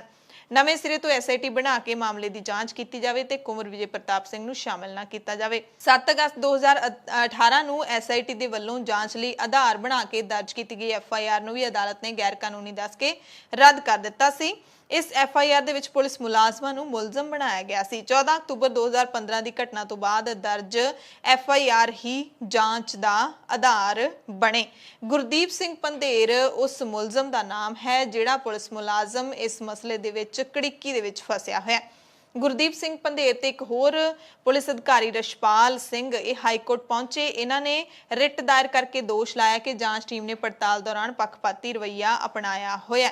ਆਈਜੀ ਕੁੰਵਰ ਵਿਜੇ ਪ੍ਰਤਾਪ ਸਿੰਘ ਕੋਟਕਪੂਰਾ ਤੇ ਬਹਿਬਲ ਕਲਾਂ ਗੋਲੀकांड ਮਾਮਲੇ ਵਿੱਚ ਲੰਬੇ ਸਮੇਂ ਤੋਂ ਸ਼ਾਮਲ ਰਹੇ ਨੇ। ਲੰਘੇ ਮਾਰਚ ਮਹੀਨੇ ਵਿੱਚ ਹੁਣੇ ਜਿਹੀ ਕੁੰਵਰ ਵਿਜੇ ਪ੍ਰਤਾਪ ਸਿੰਘ ਨੇ ਪ੍ਰੈਸ ਕਾਨਫਰੰਸ ਕਰਕੇ ਇਸ ਮਾਮਲੇ ਦੀ ਜਾਂਚ ਮੁਕੰਮਲ ਹੋਣ ਦਾ ਦਾਅਵਾ ਵੀ ਕਰ ਦਿੱਤਾ ਸੀ ਤੇ ਚਲਾਨ ਵੀ ਪੇਸ਼ ਕਰ ਦਿੱਤਾ ਸੀ। ਕੁੰਵਰ ਵਿਜੇ ਪ੍ਰਤਾਪ ਸਿੰਘ ਨੇ ਕਿਹਾ ਸੀ ਕਿ ਇਸ ਮਾਮਲੇ ਵਿੱਚ ਮੇਰੇ ਤੇ ਕਈ ਤਰ੍ਹਾਂ ਦੇ ਦਬਾਅ ਪੈ ਰਹੇ ਨੇ, ਪਰ ਹੁਣ ਨਵੀਂ ਐਸਆਈਟੀ ਦਾ ਗਠਨ ਹੋਣ ਤੇ ਇਸ ਮਾਮਲੇ ਦੀ ਜਾਂਚ ਨਵੇਂ ਸਿਰੇ ਤੋਂ ਮੁੜ ਸ਼ੁਰੂ ਹੋਵੇਗੀ। ਤੇ ਜਿਹੜੇ ਆਈਜੀ ਕੁੰਵਰ ਵਿਜੇ ਪ੍ਰਤਾਪ ਸਿੰਘ ਨੇ ਇਲਜ਼ਾਮ ਲਾਏ ਨੇ ਕਿ ਮੇਰੇ ਤੇ ਬਹੁਤ ਤਰ੍ਹਾਂ ਦੇ ਦਬਾਅ ਪੈ ਰਹੇ ਨੇ, ਉਹਨਾਂ ਇਲਜ਼ਾਮਾਂ ਦੀ ਜਾਂਚ ਆਖਿਰਕਾਰ ਕੌਣ ਕਰੂਗਾ? ਕਿ ਉਹ ਇਸੇ ਤਰ੍ਹਾਂ ਰੁਲ ਜਾਣਗੇ? ਇੱਕ ਵੱਡਾ ਪੁਲਿਸ ਅਧਿਕਾਰੀ ਇਹ ਇਲਜ਼ਾਮ ਲਾ ਰਿਹਾ ਹੈ। ਪੰਜਾਬ ਦੇ ਵਿੱਚ ਕੈਪਟਨ ਅਮਰਿੰਦਰ ਸਿੰਘ ਨੇ ਰੈਲੀਆਂ ਬੈਨ ਕਰ ਰੱਖੀਆਂ ਨੇ ਤੇ ਅਕਾਲੀ ਦਲ ਨੇ ਵੀ ਹੁਣ ਰੈਲੀਆਂ ਦੇ ਉੱਤੇ ਰੋਕ ਲਾ ਦਿੱਤੀ ਹੈ। ਪੰਜਾਬ ਮੰਗ ਦਾ ਜਵਾਬ ਦੇ ਤਹਿਤ ਇਹਨਾਂ ਨੇ ਮੁਹਿੰਮ ਛੇੜੀ ਹੋਈ ਸੀ ਰੈਲੀਆਂ ਦੀ, ਪਰ ਹੁਣ ਸੁਖਬੀਰ ਸਿੰਘ ਬਾਦਲ ਸਣੇ ਸਾਰੇ ਲੀਡਰ ਘਰੋਂ ਘਰੀ ਬਹਿ ਗਏ ਨੇ। ਪਰ ਵੀਡੀਓਜ਼ ਦੇ ਰਾਹੀਂ ਉਹ ਜ਼ਰੂਰ ਆਪਣੇ ਉਮੀਦਵਾਰਾਂ ਦਾ ਐਲਾਨ ਕਰ ਰਹੇ ਨੇ 2022 ਦੀਆਂ ਚੋਣਾਂ ਦੇ ਲਈ। ਮੌੜ ਤੋਂ ਪਹਿਲਾਂ ਜਨਮੇਜਾ ਸਿੰਘ ਸੇਖੋਂ ਨੂੰ ਉਮੀਦਵਾਰ ਐਲਾਨਿਆ ਗਿਆ ਸੀ, ਹੁਣ ਮੌੜ ਤੋਂ ਉਹਨਾਂ ਨੂੰ ਬਦਲ ਕੇ ਜ਼ੀਰਾ ਤੋਂ 2022 ਦੀਆਂ ਵਿਧਾਨ ਸਭਾ ਚੋਣਾਂ ਲਈ ਉਮੀਦਵਾਰ ਬਣਾ ਦਿੱਤਾ ਹੈ। ਹੋ ਸਕਦਾ ਹੈ ਮੌੜ ਤੋਂ ਸਿਕੰਦਰ ਸਿੰਘ ਮਲੂਕਾ ਨੂੰ ਟਿਕਟ ਅਕਾਲੀਆਂ ਦੇ ਵੱਲੋਂ ਦਿੱਤੀ ਜਾਵੇ। ਮਸਲਾ ਦਿੱਲੀ ਕਮੇਟੀ ਦੀਆਂ ਚੋਣਾਂ ਦੇ ਨਾਲ ਵੀ ਜੁੜਿਆ ਹੋਇਆ ਹੈ ਜਿਹੜੀਆਂ ਕਿ ਆਉਂਦੀ 25 ਅਪ੍ਰੈਲ ਨੂੰ ਹੋਣ ਜਾ ਰਹੀਆਂ ਨੇ ਤੇ ਮਸਲਾ ਕਿਸਾਨਾਂ ਦੇ ਸੰਘਰਸ਼ ਦੇ ਨਾਲ ਵੀ ਜੁੜਿਆ ਹੋਇਆ ਹੈ। ਪਿਛਲੇ ਦਿਨੀ ਕਿਸਾਨ ਲੀਡਰ ਬਲਵੀਰ ਸਿੰਘ ਰਾਜੇਵਾਲ ਨੇ ਪ੍ਰੈਸ ਕਾਨਫਰੰਸ ਕੀਤੀ ਜਿਹਦੇ ਵਿੱਚ ਉਹਨਾਂ ਨੇ ਜਿਹੜੇ ਡੀਐਸਜੀਐਮਸੀ ਦੇ ਮੌਜੂਦਾ ਪ੍ਰਧਾਨ ਮਨਜਿੰਦਰ ਸਿੰਘ ਸਿਰਸਾ ਹੈਗੇ ਨੇ ਉਹਨਾਂ ਤੇ ਇਲਜ਼ਾਮ ਲਾਏ ਨੇ ਕਿ ਕਿਸਾਨਾਂ ਦੀ ਰਿਹਾਈ ਸਾਡੇ ਵਕੀਲਾਂ ਦੀ ਟੀਮ ਨੇ ਕੀਤੀ ਹੈ। ਮਨਜਿੰਦਰ ਸਿੰਘ ਸਿਰਸਾ ਸਿਰਫ ਫੋਟੋ ਖਿਚਵਾਉਣ ਦੇ ਲਈ ਆ ਜਾਂਦੇ ਸੀ।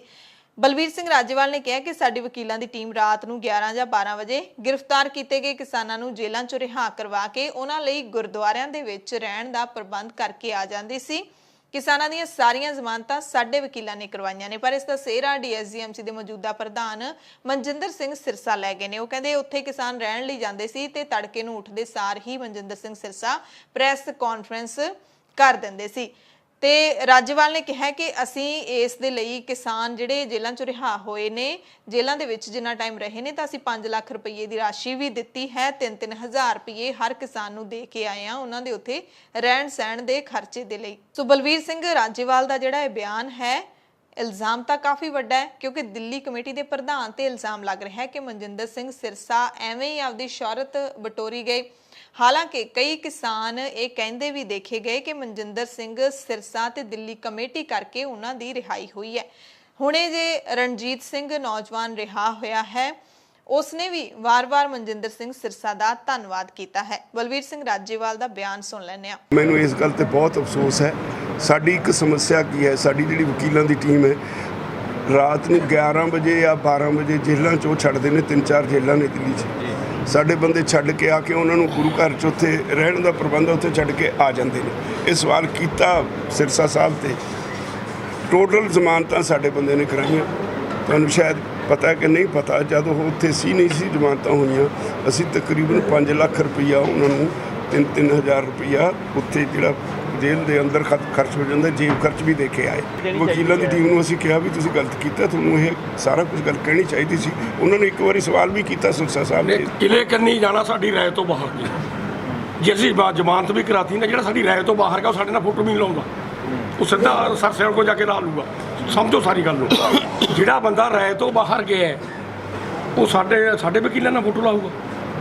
ਸਮਝ ਲਿਆ ਕਰੋ ਗੱਲ ਨੂੰ। ਮੈਂ ਬੇਨਤੀ ਕਰਨੀ ਚਾਹੁੰਦਾ, ਜਦੋਂ ਜਿਹੜਾ ਮੁੰਡਾ ਬਿਨਾਂ ਕਹੇ ਗਾਹਾਂ ਜਾਵੇ ਉਹ ਪਿਓ ਦੀ ਮੰਨੂਗਾ। ਫਿਰ ਗੱਲ ਮੇਰੀ ਕਹਿਣ ਦਾ ਮਤਲਬ ਰੁਲਦਾ ਸਿੰਘ ਜੀ, ਜਦੋਂ ਉੱਥੇ ਉਹ ਰਿਲੀਜ਼ ਹੋ ਕੇ ਆਏ ਨੇ ਨਾ, ਜਦ ਨੂੰ ਸਾਡੇ ਬੰਦੇ ਜਾਂਦੇ ਆ ਵਕੀਲ, ਉਸ ਰਾਤ ਨੂੰ 12 ਵਜੇ ਆ ਕੇ 12 ਵਜੇ ਉੱਥੋਂ ਛੁੱਟੇ, ਉਹ ਵਿਚਾਰੇ 2 ਘੰਟੇ ਦਿੱਲੀ ਉੱਥੇ ਆਉਣ ਨੂੰ ਲੱਗਦੇ ਆ, 2 ਵਜੇ ਆ ਕੇ ਉੱਥੇ ਟਿਕੇ, ਤੇ ਉਹ ਸਵੇਰੇ ਉੱਠ ਕੇ ਜਦ ਨੂੰ ਜਾਂਦੇ ਨੇ, ਜਦ ਸਰਸਾ ਸਾਹਿਬ ਪ੍ਰੈਸ ਕਾਨਫਰੰਸ ਕੀਤੀ ਹੁੰਦੀ ਹੈ, ਫਿਰ ਇੱਕ ਵਾਰੀ ਧੱਕੇ ਨਾਲ ਉਹਨੂੰ ਕਿਹਾ ਵੀ ਤੁਸੀਂ ਜਾ ਕੇ ਫੜੋ, ਉਹ ਸਵਾਲ ਸਬੂਲ ਵੀ ਹੋਏ, ਉਹ ਕਹਿੰਦਾ ਨਹੀਂ ਇਹੀ ਕਰਦੇ ਨੇ ਗੋਲ ਮੋਲ ਜਿਹੀਆਂ ਗੱਲਾਂ ਕਰਕੇ। ਕੀ ਇਹਦੇ ਤੇ ਲੜਾਈ ਥੋੜ੍ਹਾ ਪਾਉਂਗੇ ਤੁਸੀਂ? ਸਾਡੇ ਮੁੰਡੇ ਬਾਹਰ ਆ ਗਏ, ਇੱਥੇ ਮੁੰਡੇ ਕਿਸੇ ਨੇ ਛੜਾ ਦਿੱਤੇ, ਸ਼ੁਕਰ ਹੈ ਮੁੰਡੇ ਬਾਹਰ। ਜਿਹੜੀ ਵਕੀਲਾਂ ਦੀ ਟੀਮ ਹੈ ਉਹਨਾਂ ਨਹੀਂ ਕਰਨੀ। ਤੇ ਇਸ ਮਸਲੇ ਤੇ ਅਕਾਲੀ ਦਲ ਬਾਦਲ ਦੇ ਵਿਰੋਧ ਦੇ ਵਿੱਚ ਜਿਹੜੀ ਪਾਰਟੀ ਖੜੀ ਹੋਈ ਹੈ, ਪੰਥਕ ਅਕਾਲੀ ਲਹਿਰ ਤੇ ਪਰਮਜੀਤ ਸਿੰਘ ਸਰਨਾ ਦੀ ਪਾਰਟੀ ਸ਼੍ਰੋਮਣੀ ਅਕਾਲੀ ਦਲ ਦਿੱਲੀ, ਹਾਲਾਂਕਿ ਹੋਰ ਵੀ ਪਾਰਟੀਆਂ ਮੈਦਾਨ ਦੇ ਵਿੱਚ ਨੇ, ਪਰ ਇਹਨਾਂ ਦੋਵਾਂ ਦਾ ਗੱਠਜੋੜ ਹੈ। ਤੇ ਪੰਥਕ ਅਕਾਲੀ ਲਹਿਰ ਦੇ ਪ੍ਰਧਾਨ ਭਾਈ ਰਣਜੀਤ ਸਿੰਘ ਨੇ ਵੀ ਮਨਜਿੰਦਰ ਸਿੰਘ ਸਿਰਸਾ ਤੇ ਸਵਾਲ ਚੁੱਕੇ ਨੇ। ਉਹਨਾਂ ਨੇ ਕਿਹਾ ਕਿ ਜ਼ਮਾਨਤਾਂ ਕਰਵਾਉਣਾ ਕੋਈ ਬਹੁਤ ਹੀ ਵੱਡੀ ਗੱਲ ਨਹੀਂ ਹੈ। ਤੁਸੀਂ ਇਹ ਦੇਖੋ ਕਿ ਕਿਸਾਨ ਇੱਥੇ ਬੈਠੇ ਕਿਉਂ ਨੇ।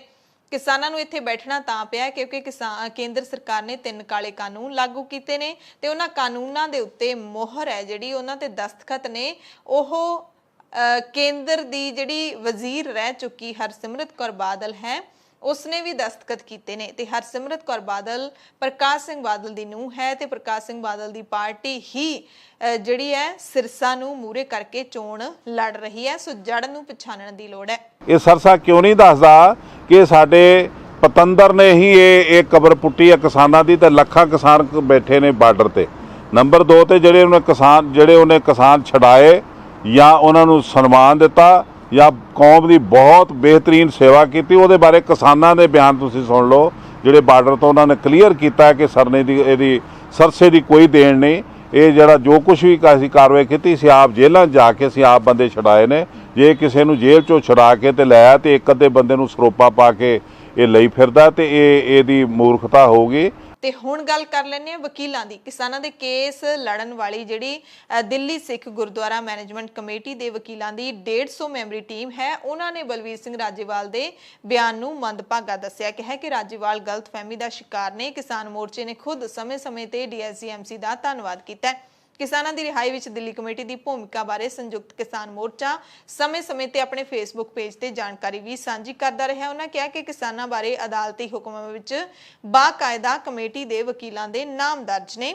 ਇਹ ਸਭ ਕੁਝ ਰਿਕਾਰਡ ਦੇ ਵਿੱਚ ਹੈ। ਤਾਂ ਪਤਾ ਨਹੀਂ ਬਲਵੀਰ ਸਿੰਘ ਰਾਜੇਵਾਲ ਨੇ ਅਜਿਹਾ ਬਿਆਨ ਕਿਉਂ ਦਿੱਤਾ ਹੈ, ਇਹ ਵਕੀਲਾਂ ਨੇ ਸਵਾਲ ਚੁੱਕੇ ਨੇ। ਉਹਨਾਂ ਨੇ ਗੁਰਦੁਆਰਾ ਰਕਾਬਗੰਜ ਸਾਹਿਬ ਦੇ ਕਾਨਫਰੰਸ ਹਾਲ ਦੇ ਵਿੱਚ ਪ੍ਰੈਸ ਕਾਨਫਰੰਸ ਕਰਕੇ ਇਹ ਸਭ ਕਿਹਾ ਹੈ। ਵਕੀਲਾਂ ਨੇ ਇਹ ਵੀ ਕਿਹਾ ਹੈ ਕਿ ਇਸ ਟੀਮ ਦੇ ਵੱਲੋਂ, ਯਾਨੀ ਕਿ ਉਹਨਾਂ ਦੀ ਟੀਮ ਜਿਹੜੀ ਸਿਰਸਾ ਦੀ ਟੀਮ ਹੈ, ਉਹਨਾਂ ਦੇ ਵੱਲੋਂ ਸੰਯੁਕਤ ਕਿਸਾਨ ਮੋਰਚੇ ਦੇ ਲੀਗਲ ਸੈੱਲ ਦੇ ਮੁਖੀ ਐਡਵੋਕੇਟ ਭੰਗੂ ਦੇ ਨਾਲ ਸਮੇਂ-ਸਮੇਂ ਤੇ ਮੁਲਾਕਾਤਾਂ ਵੀ ਕੀਤੀਆਂ ਜਾਂਦੀਆਂ ਰਹੀਆਂ ਨੇ। ਕੇਸਾਂ ਦੇ ਵੇਰਵੇ ਵੀ ਸਾਂਝੇ ਕੀਤੇ ਜਾਂਦੇ ਰਹੇ ਨੇ। ਉਹਨਾਂ ਨੇ ਮੌਕੇ ਤੇ ਸੰਯੁਕਤ ਕਿਸਾਨ ਮੋਰਚੇ ਦੇ ਫੇਸਬੁੱਕ ਪੇਜ ਦੀਆਂ ਕੁਝ ਪੋਸਟਾਂ ਵੀ ਦਿਖਾਈਆਂ ਤੇ ਮੀਡੀਆ ਨੂੰ ਜਾਰੀ ਵੀ ਕੀਤੀਆਂ। ਉਹਨਾਂ ਕਿਹਾ ਕਿ 150 ਮੈਂਬਰੀ ਵਕੀਲਾਂ ਦੀ ਟੀਮ ਵੱਲੋਂ ਸਾਰੇ ਕੇਸ ਮੁਫਤ ਲੜੇ ਗਏ ਨੇ ਤੇ ਕੋਈ ਫੀਸ ਨਹੀਂ ਲਈ ਗਈ।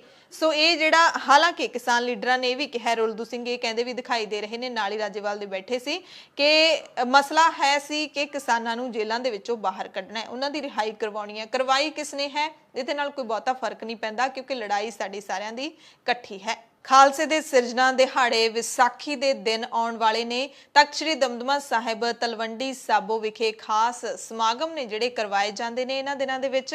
ਤੇ ਇਸ ਦੇ ਤਹਿਤ 13 ਅਪ੍ਰੈਲ ਨੂੰ ਵਿਸਾਖੀ ਵਾਲੇ ਦਿਨ ਕਿਸਾਨੀ ਅੰਦੋਲਨ ਦੇ ਸਮਰਥਨ ਦੇ ਵਿੱਚ ਸ੍ਰੀ ਅਨੰਦਪੁਰ ਸਾਹਿਬ ਵਿਖੇ ਸਤਿਗੁਰੂ ਆਸਰਾ ਟਰੱਸਟ ਦੇ ਵੱਲੋਂ ਮਹਾ ਕਨਵੈਨਸ਼ਨ ਦਾ ਐਲਾਨ ਕੀਤਾ ਗਿਆ। ਇਸ ਕਨਵੈਨਸ਼ਨ ਦੇ ਵਿੱਚ ਪੰਜਾਬੀ ਕਲਾਕਾਰਾਂ ਸਣੇ ਕਿਸਾਨ ਲੀਡਰ ਵੀ ਸ਼ਾਮਿਲ ਹੋਣਗੇ। ਕਿਸਾਨੀ ਮੁੱਦਿਆਂ ਤੇ ਚਰਚਾ ਹੋਏਗੀ। ਪੰਜਾਬ ਦੇ ਹਿੱਤਾਂ ਦੇ ਵਿੱਚ ਦਿਲਚਸਪੀ ਰੱਖਣ ਵਾਲੇ ਲੋਕਾਂ ਨੂੰ ਇਸ ਮਹਾ ਸੰਮੇਲਨ ਦੇ ਵਿੱਚ ਸੱਦਾ ਦਿੱਤਾ ਗਿਆ। ਨਵਜੋਤ ਸਿੰਘ ਸਿੱਧੂ ਨੂੰ ਵੀ ਇਸ ਕਨਵੈਨਸ਼ਨ ਦੇ ਲਈ ਸੱਦਾ ਦਿੱਤਾ ਗਿਆ।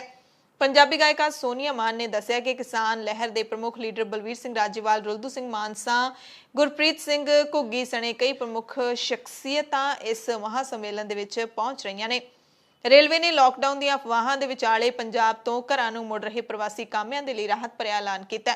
ਰੇਲਵੇ ਨੇ ਕਿਹਾ ਕਿ ਰੇਲਵੇ ਬੋਰਡ ਦੇ ਵੱਲੋਂ ਰੇਲ ਸੇਵਾਵਾਂ ਨੂੰ ਰੋਕਣ ਜਾਂ ਬੰਦ ਕਰਨ ਦਾ ਕੋਈ ਇਰਾਦਾ नहीं है। दरअसल कोरोना वायरस की दूसरी लहर के कारण लॉकडाउन के डरों पंजाब के खास करके जलंधर जिले के विचों प्रवासी मजदूर आपो अपने घरां नूं मुड़ने शुरू हो गए सी। वख-वख सूबियां तो जिहियां रिपोर्टां ने जिहड़ियां ओह आ रहीआं सी। इस दरमियान रेलवे ने मुसाफिरां नूं भरोसा दिता है कि मंग मुताबिक रेल गड्डियां तुहानूं मुहैया करवाईआं जाणगीआं। अफवाहां तो बचण दी भी रेलवे ने अपील कीती है। प्रीखियार्थियों के नाल जुड़ी अहम खबर है। नैशनल बोर्ड ऑफ एग्जामिनेशन ने 18 अप्रैल नूं होण वाले national eligibility cum entrance test post graduate के लिए कोविड-19 के नवें दिशा निर्देश जारी कर दिते ने।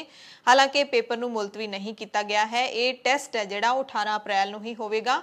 कोविड कारण देश भर विच प्रीखिया केंद्रां की गिणती जरूर वधा दित्ती है। सारे उम्मीदवारों नूं सुरक्षा गेयर किट दित्ती जाएगी। बिना मास्क वाले पेपर नहीं दे सकणगे। जिहड़ी गेयर किट है उसदे विच फेस शील्ड, एक फेस मास्क ते हैंड सैनिटाइजर भी होवेगा। समाजिक दूरी दे नियम की सख्ती दे नाल पालना करनी होएगी। पंजाबी फिल्म इंडस्ट्री दे विच अमिताभ बच्चन अखवाउण वाले सतीश कौल अकाल चलाणा कर गए ने। उन्हां दी कोरोना जांच रिपोर्ट पॉजिटिव आई सी ते मन्निया जा रहा है कि उन्हां दी कोरोना दे नाल मौत हुई है। सतीश कौल ने कई मशहूर पंजाबी फिल्मां दे विच अदाकारी कीती। अमिताभ बच्चन अते दिलीप कुमार दे नाल भी काम किया। महाभारत विच अपने दमदार किरदार दे नाल सतीश कौल चर्चा दे विच आए सी। उम्र 74 वरियां दी सी। लुधियाना दे दरेसी जीराम चैरिटेबल हस्पताल दे विच उन्हां ने आखिरी साह लए ने ते बहुत दुख की गल है कि उन्होंने गुरबत दे विच अपनी आखिरी जिंदगी है जिहड़ी ओह बिताई है। सरकारां ने सार नहीं लई ते गुरबत हंडाउंदियां इस दुनिया नूं अलविदा कह गए ने। 30 ਦੇ करीब हिंदी ते पंजाबी फिल्मां दे विच इन्हां ने अपनी कलाकारी दे जौहर दिखाए सी ते हुण लुधियाना दे एक छोटे जिहे घर दे विच गुजर बसर कर रहे सी। डिग के उन्हां दे चूले दी एक हड्डी भी टुट गई सी। बुलेटिन दे विच वड्डियां खबरां भारत दीयां खबरां दे विच सारियां खबरां पश्चिमी बंगाल दीयां चोणां दे नाल जुड़ियां होईयां ने क्योंकि अज पश्चिमी बंगाल दे विच चौथे गेड़ दे लई वोटां पईयां ने। 44 सीटां ते वोटां पईयां ने। इस दरमियान वड्डी हिंसा दी खबर इत्थों आई है। बंगाल दे कूच विहार जिले दे सीतलकुची दे विच वोटां मौके बीजेपी ते तृणमूल कांग्रेस दे वर्करां दे विचाले झड़प हो गई, जिस तों बाद कथित सुरक्षा बलां दे वल्लों गोलियां चलाउण कारण 5 लोकां दी मौत हो गई। तृणमूल कांग्रेस ने दोष लाया कि मरन वाले सारे टीएमसी के वर्कर सन ते सेंट्रल इंडस्ट्रीयल सिक्योरिटी फोर्स यानी कि CISF ने बिना किसी कारण टीएमसी वर्करां दे उत्ते खुलेआम गोलियां चलाईआं। जानकारी मिली है कि जोड़ा पटकी के बूथ नंबर 126 ते वोटां पै रही सन ते चोण बूथ तो 18 साल के नौजवान नूं धू के बाहर लियाया गया ते गोलियां मार के उसका कतल कर दिता गया। 18 साल का जिहड़ा नौजवान कतल किया गया उसका नाम आनंद बर्मन सी। सरकारी सूत्रां ने इसकी जानकारी दी है। चोण कमिशन ने इस मामले ते विस्तार दे विच रिपोर्ट अते मौके दी वीडियो फुटेज मंग लई है। एक घटना उस वक्त वापरी है जदों उत्तरी बंगाल दे सिलीगुड़ी दे विच प्रधानमंत्री नरेंद्र मोदी दी चोण रैली हो रही सी। बहुत ही हैरानी की गल है पश्चिमी बंगाल दे विच किस तरीके का जिहड़ा ये सारा प्रबंध है प्रशासन का, किस तरीके दे नाल अमन कानून दे हालात विगड़े हुए ने। उसे सूबे दे विच देश का प्रधानमंत्री रैली कर रहा होवे ते उसे सूबे दे विच चोणां दौरान हिंसा होवे ते 5 लोकां नूं कतल कर दिता जावे। तृणमूल कांग्रेस वर्करां ने कतल दे लई बीजेपी नूं दोषी ठहराया, जबकि बीजेपी दोष ला रही है कि एक व्यक्ति है जिहड़ा चोण बूथ दे अंदर तैनात सी ते उसनूं तृणमूल कांग्रेस दे वर्करां ने बाहर लिजा के गोली मार दित्ती 18 साल दे आनंद वर्मन नूं, जिस तों बाद दोहां धिरां दे विच झड़प शुरू हो गई। प्रदर्शनकारियों ने सुरक्षा बलों दीयां बंदूकां खोणियां शुरू कर दित्तियां ते सुरक्षा बलों ने हालातां ते काबू पाउण दे लई गोलियां चलाईआं, जिस दे विच 4 जणिਆਂ दी मौत हो गई ते एक जिहड़ा मुंडा 18 साल दा पहलां कतल कर दित्ता गया। कुल 5 जणिਆਂ दी मौत हुई। ते पश्चिमी बंगाल दे विच हुई इस सारी गड़बड़ी तो बाद वड्डे घटनाक्रम तो बाद चोण कमिशन ने सीतलकुची विधान सभा खेत्र के बूथ नंबर 126 दीयां चोणां मुलतवी कर दित्तियां। कमिशन के बुलारे ने दस्सिया कि मुख चोण कमिशन ने पश्चिमी बंगाल के मुख चोण अधिकारी तो शाम 5 बजे तक रिपोर्ट भी तलब कर ली है। ते इस सब कासे दा जिम्मेदार सूबे दी मुख्यमंत्री ममता बनर्जी ने अमित शाह नूं दस्सिया है। देश के गृह मंत्री अमित शाह ते इल्जाम लगे ने अते मुख्यमंत्री ममता बनर्जी ने सीतलकुची की घटना ते केंद्रीय गृह मंत्री अमित शाह का अस्तीफा भी मंगिया है। उन्होंने बनगाम दे विच अपनी चोण रैली विच ऐलान किया कि वह कल नूं सीतलकुची जाएगी। ममता बनर्जी ने ਪੱਛਮੀ ਬੰਗਾਲ ਦੇ ਸਾਰੇ ਲੋਕਾਂ ਨੂੰ ਸ਼ਾਂਤੀ ਬਣਾ ਕੇ ਰੱਖਣ ਦੀ ਅਪੀਲ ਵੀ ਕੀਤੀ ਹੈ। ਇਲਜ਼ਾਮ ਲਾਇਆ ਕਿ ਕੇਂਦਰੀ ਸੁਰੱਖਿਆ ਬਲਾਂ ਨੇ ਵੋਟ ਪਾਉਣ ਦੇ ਲਈ ਸ਼ਾਂਤੀ ਨਾਲ ਲਾਈਨਾਂ ਦੇ ਵਿੱਚ ਖੜੇ ਲੋਕਾਂ ਤੇ ਗੋਲੀਆਂ ਚਲਾਈਆਂ। ਮਮਤਾ ਬੈਨਰਜੀ ਨੇ ਗ੍ਰਹਿ ਮੰਤਰੀ ਅਮਿਤ ਸ਼ਾਹ ਤੇ ਦੋਸ਼ ਲਾਇਆ ਕਿ ਉਹ ਸੂਬੇ ਦੇ ਵਿੱਚ ਹਿੰਸਾ ਭੜਕਾਉਣ ਦੀਆਂ ਕੋਸ਼ਿਸ਼ਾਂ ਕਰ ਰਹੇ ਨੇ ਤੇ ਪੁਲਿਸ ਨੂੰ ਅਨੈਤਿਕ ਹੱਥਕੰਡੇ ਅਪਣਾਉਣ ਦੇ ਲਈ ਉਕਸਾ ਰਹੇ ਨੇ। ਤ੍ਰਿਣਮੂਲ ਕਾਂਗਰਸ ਸੁਪਰੀਮੋ ਨੇ ਪ੍ਰਧਾਨ ਮੰਤਰੀ ਨਰਿੰਦਰ ਮੋਦੀ ਨੂੰ ਸਲਾਹ ਦਿੱਤੀ ਕਿ ਉਹ ਸ਼ਾਹ ਨੂੰ ਕੰਟਰੋਲ ਕਰਨ ਕਿਉਂਕਿ ਉਹ ਸੂਬੇ ਦੇ ਵਿੱਚ ਦੰਗੇ ਭੜਕਾ ਸਕਦਾ ਹੈ। ਪੂਰਬੀ ਬਰਧਮਾਨ ਜ਼ਿਲ੍ਹੇ ਦੇ ਮੇਮਾਰੀ ਦੇ ਵਿੱਚ ਰੈਲੀ ਨੂੰ ਸੰਬੋਧਨ ਕਰਦਿਆਂ ਮਮਤਾ ਨੇ ਕਿਹਾ ਕਿ ਮੈਂ ਅਜਿਹਾ ਗੁੰਡਾ, ਗੈਂਗਸਟਰ, ਦੰਗਾਬਾਜ਼ ਗ੍ਰਹਿ ਮੰਤਰੀ ਆਪਣੀ ਜ਼ਿੰਦਗੀ 'ਚ ਕਦੇ ਵੀ ਨਹੀਂ ਦੇਖਿਆ। ਅਮਿਤ ਸ਼ਾਹ ਸ਼ੇਰ ਦੇ ਨਾਲੋਂ ਵੀ ਖਤਰਨਾਕ ਹੈ। ਲੋਕ ਉਸ ਨਾਲ ਗੱਲ ਕਰਨ ਤੋਂ ਡਰਦੇ ਨੇ।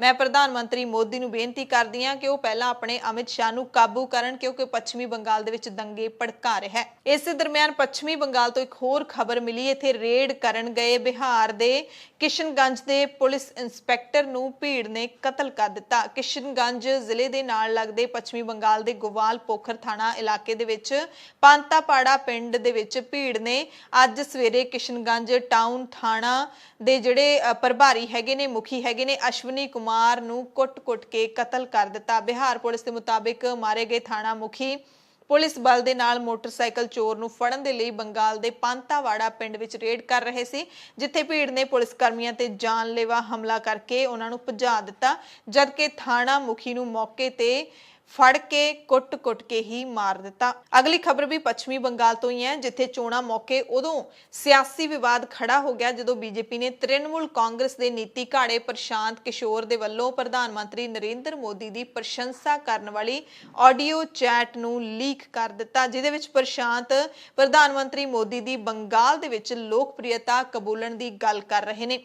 ਦੂਸਰੇ ਪਾਸੇ ਪ੍ਰਸ਼ਾਂਤ ਕਿਸ਼ੋਰ ਨੇ ਇਹਨਾਂ ਸਭ ਨੂੰ ਬਿਲਕੁਲ ਨਕਾਰ ਦਿੱਤਾ ਕਿ ਹੈ ਕਿ ਬੀਜੇਪੀ ਮੇਰੇ ਚੈਟ ਦੇ ਇੱਕ ਹਿੱਸੇ ਨੂੰ ਹੀ ਜਨਤਕ ਕਰ ਰਹੀ ਹੈ, ਜਦਕਿ ਬੀਜੇਪੀ ਆਈਟੀ ਸੈੱਲ ਦੇ ਮੁਖੀ ਅਮਿਤ ਮਾਲਵੀਆ ਨੇ ਦਾਅਵਾ ਕੀਤਾ ਹੈ ਕਿ ਮਮਤਾ ਬੈਨਰਜੀ ਦੇ ਨੀਤੀ ਘਾੜੇ ਨੇ ਵੀ ਬੀਜੇਪੀ ਦੀ ਜਿੱਤ ਕਬੂਲ ਲਈ ਹੈ। ਬੀਜੇਪੀ ਦੇ ਆਈਟੀ ਸੈੱਲ ਦੇ ਮੁਖੀ ਅਮਿਤ ਮਾਲਵੀਆ ਨੇ ਪ੍ਰਸ਼ਾਂਤ ਕਿਸ਼ੋਰ ਦਾ ਜਿਹੜਾ ਆਡੀਓ ਜਾਰੀ ਕੀਤਾ ਹੈ, ਉੱਥੇ ਉਹ ਪੱਤਰਕਾਰਾਂ ਦੇ ਨਾਲ ਗੱਲਬਾਤ ਕਰ ਰਹੇ ਨੇ ਤੇ ਪੱਤਰਕਾਰ ਮਿਲਣੀ ਦੇ ਵਿੱਚ ਸ਼ਾਮਿਲ ਪੱਤਰਕਾਰ ਰੋਹਿਣੀ ਸਿੰਘ ਅਤੇ ਸਾਕਸ਼ੀ ਜੋਸ਼ੀ ਨੇ ਵੀ ਟਵੀਟ ਕੀਤਾ ਕਿ ਅਮਿਤ ਮਾਲਵੀਆ ਨੇ ਗੱਲਬਾਤ ਦਾ ਸਿਰਫ ਸਿਲੈਕਟਡ ਆਡੀਓ ਜਾਰੀ ਕੀਤਾ ਹੈ, ਬਲਕਿ ਪ੍ਰਸ਼ਾਂਤ ਕਿਸ਼ੋਰ ਨੇ ਉਹ ਜਿਹੜੀਆਂ ਗੱਲਾਂ ਕਹੀਆਂ ਨੇ ਜਿਸ ਦੇ ਵਿੱਚ ਉਹ ਲਗਾਤਾਰ ਮਮਤਾ ਦੀ ਜਿੱਤ ਦਾ ਦਾਅਵਾ ਕਰ ਰਹੇ ਨੇ। ਉਹਨਾਂ ਕਿਹਾ ਕਿ ਪ੍ਰਸ਼ਾਂਤ ਨੇ ਹਮੇਸ਼ਾ ਇਸ ਗੱਲਬਾਤ ਦੇ ਵਿੱਚ ਕਿਹਾ ਕਿ TMC ਨੂੰ ਹੀ ਜਿੱਤ ਹਾਸਲ ਹੋਵੇਗੀ, ਬਲਕਿ ਉਹਨਾਂ ਨੇ ਐਡਿਟ ਕਰਕੇ ਉਹਨਾਂ ਦੀ ਆਡੀਓ ਨੂੰ ਕੁਝ ਹੋਰ ਦਾ ਹੋਰ ਹੀ ਬਣਾ ਦਿੱਤਾ। ਬੁਲੇਟਿਨ ਦੇ ਵਿੱਚ ਕੁਝ ਖਾਸ ਖਬਰਾਂ ਪੂਰੀ ਦੁਨੀਆ ਦੀਆਂ। ਸਭ ਤੋਂ ਪਹਿਲਾਂ ਕੈਨੇਡਾ ਦੀ ਖਬਰ ਹੈ, ਜਿੱਥੇ NDP ਦੀ 3 ਦਿਨਾਂ ਕੌਮੀ ਕਨਵੈਨਸ਼ਨ ਸ਼ੁੱਕਰਵਾਰ ਤੋਂ ਸ਼ੁਰੂ ਹੋ ਗਈ ਹੈ। ਭਾਰਤ ਦੇ ਲਈ ਇਹ ਕਨਵੈਨਸ਼ਨ ਖਾਸੀ ਦਿਲਚਸਪ ਹੈ ਕਿਉਂਕਿ ਇਸ ਵਾਰ ਨਰਿੰਦਰ ਮੋਦੀ ਸਰਕਾਰ ਦੇ ਵੱਲੋਂ ਪਾਸ ਕੀਤੇ ਗਏ 3 ਨਵੇਂ ਖੇਤੀ ਕਾਨੂੰਨ ਅਤੇ 2019 ਦੇ ਵਿੱਚ ਭਾਰਤ ਸਰਕਾਰ ਦੇ ਵੱਲੋਂ ਜੰਮੂ ਕਸ਼ਮੀਰ ਦਾ ਜਿਹੜਾ ਖੁਦਮੁਖਤਿਆਰੀ ਦਾ ਦਰਜਾ ਖਤਮ ਕਰਨ ਵਰਗੇ ਮੁੱਦੇ ਇਸ ਕਨਵੈਨਸ਼ਨ ਦੇ ਏਜੰਡੇ ਤੇ ਹਨ। ਸਿਆਸੀ ਮਾਹਿਰਾਂ ਦੀ ਨਜ਼ਰ ਵੀ ਇਸ ਕਨਵੈਨਸ਼ਨ ਤੇ ਬਣੀ ਹੋਈ ਹੈ ਕਿਉਂਕਿ ਉੱਥੇ ਭਾਰਤ ਸਰਕਾਰ ਦੇ ਨਵੇਂ ਖੇਤੀ ਕਾਨੂੰਨਾਂ ਅਤੇ ਜੰਮੂ ਕਸ਼ਮੀਰ ਦੇ ਵਿੱਚ ਦਫਾ ਧਾਰਾ 370 ਖਤਮ ਕੀਤੇ ਜਾਣ ਦੀ ਤਿੱਖੀ ਆਲੋਚਨਾ ਹੋਣ ਦੀ ਸੰਭਾਵਨਾ ਹੈ। ਸੋ ਇੱਕ ਕਨਵੈਨਸ਼ਨ ਹੈ ਜਿਹੜੀ ਐਤਵਾਰ ਤੱਕ ਚੱਲੇਗੀ, ਉਦੋਂ ਤੱਕ ਇਹਦੇ ਵਿੱਚੋਂ ਸਾਫ਼ ਹੋ ਜਾਏਗਾ ਕਿ ਕੀ ਕੁਝ ਮੁੱਦੇ ਵਿਚਾਰੇ ਗਏ ਨੇ। ਤੇ ਪਿਛਲੇ ਸਾਲ ਵੀ ਜਦੋਂ ਕੈਨੇਡਾ ਦੇ ਪ੍ਰਧਾਨ ਮੰਤਰੀ ਜਸਟਿਨ ਟਰੂਡੋ ਨੇ ਭਾਰਤ ਦੇ ਅੰਦੋਲਨਕਾਰੀ ਕਿਸਾਨਾਂ ਦੇ ਹੱਕ ਵਿੱਚ ਬਿਆਨ ਦਿੱਤਾ ਸੀ ਤਾਂ ਭਾਰਤ ਵਿੱਚ ਸਿਆਸੀ ਹੰਗਾਮਾ ਖੜਾ ਹੋ ਗਿਆ ਸੀ ਤੇ NDP ਦੀ ਰਾਸ਼ਟਰੀ ਕਨਵੈਨਸ਼ਨ ਦੇ ਵਿੱਚ ਅਜਿਹੇ ਮਤਿਆਂ ਦੇ ਉੱਤੇ ਡੈਲੀਗੇਟ ਨੇ ਜਿਹੜੇ VOTING ਕਰਨਗੇ, ਜਿਹੜਾ ਵੀ ਮਤਾ ਪਾਸ ਹੋਏਗਾ ਉਹ ਪਾਰਟੀ ਦੀ ਨੀਤੀ ਬਣ ਜਾਏਗਾ। ਬਰੈਂਪਟਨ ਪੂਰਬੀ ਦੇ ਮੈਂਬਰਾਂ ਨੇ ਖੇਤੀ ਕਾਨੂੰਨ ਤੇ ਜੰਮੂ ਕਸ਼ਮੀਰ ਵਰਗੇ ਮੁੱਦੇ ਕੈਨੇਡਾ ਦੀ ਪ੍ਰਮੁੱਖ ਸਿਆਸੀ ਪਾਰਟੀ NDP ਦੇ ਸਿਆਸੀ ਏਜੰਡੇ ਵਿੱਚ ਸ਼ਾਮਿਲ ਕਰਵਾਏ ਨੇ। ਐਮਰਜੈਂਸੀ ਬੁਲੇਟਿਨ ਦੇਖਣ ਵਾਲੇ ਸਾਰੇ ਦਰਸ਼ਕਾਂ ਦਾ ਧੰਨਵਾਦ।